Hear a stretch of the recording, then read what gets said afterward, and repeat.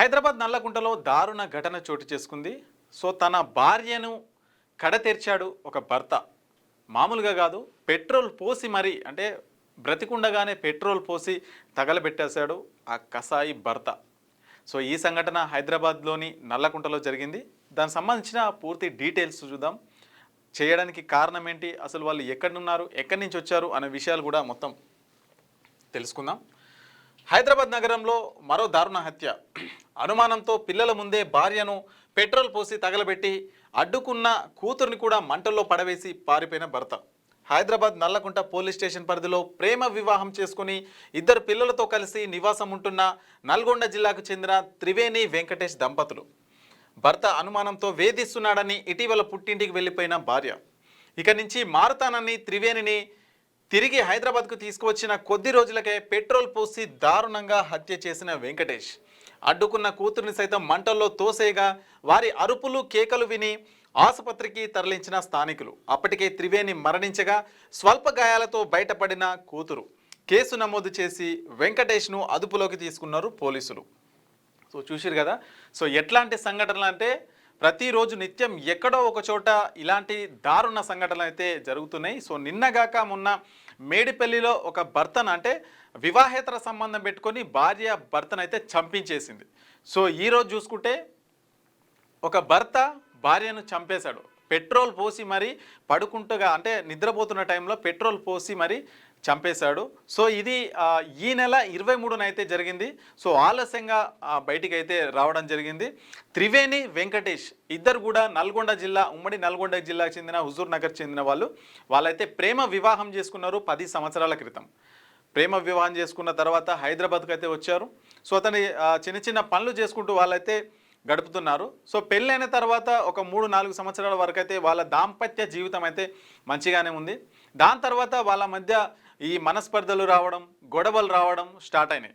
ముఖ్యంగా ఎవరైతే త్రివేణి ఉన్నారో, తన భార్య వెంకటేష్ భార్య త్రివేణి ఉన్నారో, ఆమె పైన వెంకటేష్ అనే వ్యక్తి, ఆయన భర్త చాలా అనుమానం అయితే పెట్టుకున్నాడు అనమాట.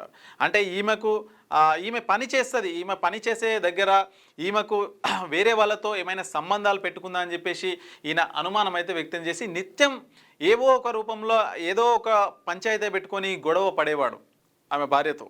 సో అదే క్రమంలో ఈ నెల డిసెంబర్ 23న కూడా అదే జరిగింది.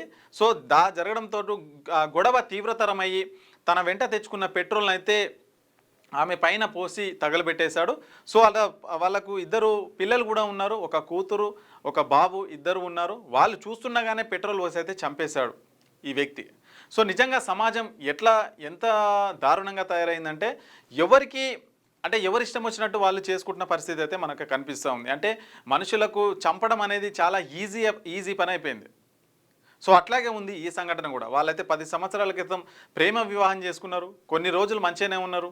తర్వాత వాళ్ళ మధ్య గొడవలు స్టార్ట్ అయ్యి కొన్ని రోజులు ఉంటాయి, అంటే దాదాపు 8 నెలల క్రితం వరకు అయితే వీళ్ళు విడిగా ఉంటున్నారు అనమాట. 8 నెలల క్రితం వరకు కలిసి ఉన్నారు, దాని తర్వాత విడిగా ఉంటున్నారు. ఈ త్రివేణి ఎవరైతే ఉన్నారో ఆమె సపరేట్గా ఒక అద్దె ఇంట్లో అయితే నివసిస్తున్నది. సో ఈయన బాగా తాగుడుకు అలవాటై ఆమె మీద విపరీతమైన అనుమానం అయితే పెట్టుకున్నాడు, ఆమె ఎవరితో సంబంధం పెట్టుకుందని చెప్పేసి. సో ఇలాంటి అనుమానాలు పెట్టుకొని నిత్యం వేధిస్తుండడంతో ఆమె వాళ్ళ పుట్టింటికి కూడా వెళ్ళిపోయిన క్రమంలో ఈయన ఏం చేసిండు వెంకటేష్, మళ్ళీ ఆమె దగ్గరికి పోయి పుట్టింటికి పోయి, సో నేను ఏం గొడవ పడను, మంచిగా ఉందాం, మంచిగా చూసుకుంటా అని చెప్పేసి మళ్ళీ తీసుకొచ్చి హైదరాబాద్లో కొన్ని రోజులు ఉన్నాక కూడా అతని పద్ధతి మాత్రం మారలేదు. మళ్ళీ అదే గొడవ, మళ్ళీ అవే అనుమానాలు.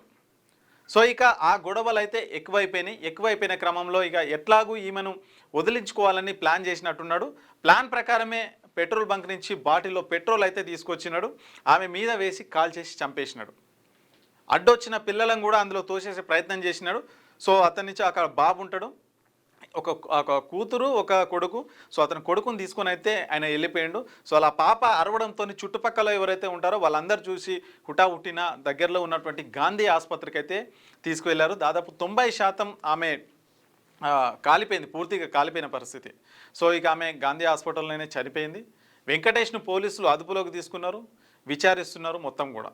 సో ఇది ఓవరాల్గా ఇదైతే జరిగింది. నిజంగా చాలా బాధాకరం. ఈ రోజులల్లో ఒకరినొకరు చంపుకోవడం అనేది ఎంత సులభమైందంటే అంత సులభమైంది. మేడిపల్లిలో చూసినాం మనం, ఇప్పుడు ఇక్కడ నల్లకుంటల ఇట్లా ఎన్నో సంఘటనలను చూస్తున్నాం. అసలు ఎక్కడ పోతుంది సమాజం అనిపిస్తుంది ఒక్కొక్కసారి.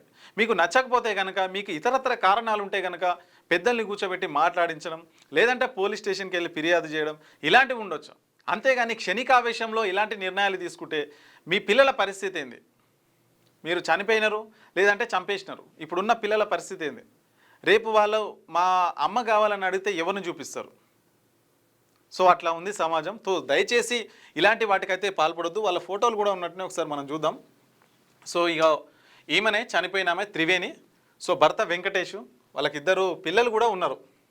చాలా సంతోషంగా ఉన్నారని చెప్పేసి వాళ్ళ కుటుంబ సభ్యులు కూడా చెప్తా ఉన్నారు. కొన్ని రోజుల క్రితం, సో కొన్ని రోజుల క్రితమే ఉన్నారు, దాదాపు 8 నెలల క్రితం వాళ్ళైతే సపరేట్ అయ్యారు. అంటే ఆయన ఎక్కువ తాగుడు, అంటే వెంకటేష్కు ఎక్కువ తాగే అలవాటు ఉందని చెప్పేసి కూడా వాళ్ళ కుటుంబ సభ్యులు అయితే చెప్తున్నారు.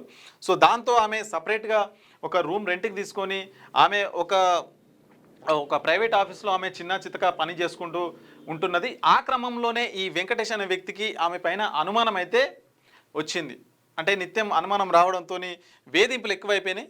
ఆ క్రమంలోనే ఇంకా ఆమెను వదిలించుకోవాలని ప్రయత్నించిండు. మొత్తానికి ఆమెను చంపేసిండు. మొత్తానికి ఇప్పుడు ఆయన కటకటాల పాలు అయితే కావాల్సిందే ఖచ్చితంగా. చేసిన తప్పుకు శిక్ష అనుభవించాల్సిగా తప్పదు.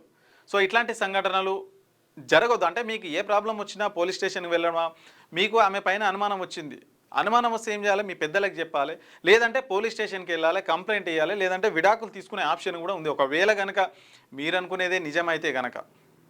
అంతేగాని ఒకరిని చంపడం చట్టరీతే నేరమే కదా. ఇప్పుడు చంపినారు, మీరు పోయి పోలీస్ స్టేషన్లో ఉన్నారు, తర్వాత శిక్ష పడుతుంది, జైల్లో ఉంటారు. సో మీ పిల్లల పరిస్థితి ఏంది? ఎవరు చూడాలి పిల్లల్ని? ఇక్కడ తల్లి లేదు, ఇక్కడ రేపు శిక్ష పడితే నీకు జైల్లో పోతావు. సో ఎవరు ఎట్లా ఎందుకు ఇట్లా తయారవుతుంది సమాజం? అర్థం కాని విషయం. సో ఓవరాల్గా ఇది అనమాట దీనికి సంబంధించింది విషయం. సో ఇట్లాంటివి ఇలాంటి దారుణాలకైతే ఎవరు పాల్పడకూడదు అని అయితే మనమైతే కోరుకుందాం. క్యూన్యూస్ పేరు చెప్పి ఎవరైనా వసూళ్లకు, అక్రమాలకు, బెదిరింపులకు గురి చేసిన క్యూన్యూస్కి సమాచారం ఇవ్వండి. క్యూన్యూస్ ఎప్పుడూ ఇలాంటి చర్యలకు పాల్పడదు, ప్రోత్సహించదు. క్యూన్యూస్ ఎల్లప్పుడూ ప్రజా గొంతుకగా ప్రజల సమస్యల కోసం నిరంతరం పోరాడుతుంది. మీకు ఎలాంటి సమస్య ఉన్నా క్యూన్యూస్ని కాంటాక్ట్ అవ్వండి. సంప్రదించవలసిన ఫోన్ నెంబర్ 7569534968 8688926084.